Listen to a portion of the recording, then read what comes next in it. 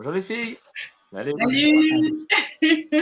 Bon, il y a eu un petit bug en termes de technique, donc je vais te faire passer un petit peu avant, du coup, si ça te dérange pas, si je te prends pas un petit peu de cours. non, non, il y a pas de souci. Moi, je suis là, je vous regarde, j'assiste.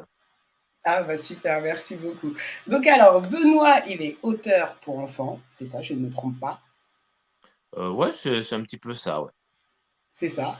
Et donc tu as fait un livre qui s'appelle Le chercheur de clés. Donc je vais vous faire un petit topo. Amoureux, mais qu'est-ce que c'est? Je suis malade, c'est ça? Il faut que j'aille voir le docteur? Valentin se découvre amoureux de Lila. Il apprend que pour la conquérir, il doit trouver la clé de son cœur. Donc c'est 36 pages pour parler d'amour, de persévérance et d'amitié avec son enfant. Donc parle-nous un petit peu comment t'es venu ce projet qui, je trouve ça génial d'ailleurs de s'auto-éditer. Comment ça t'est venu?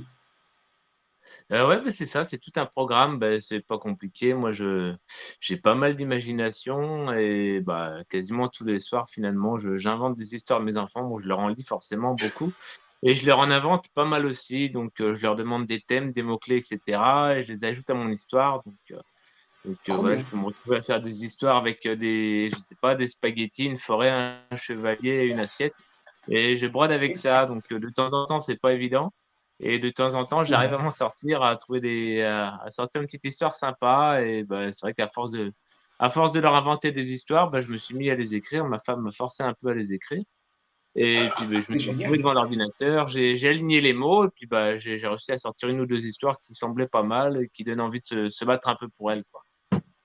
D'accord.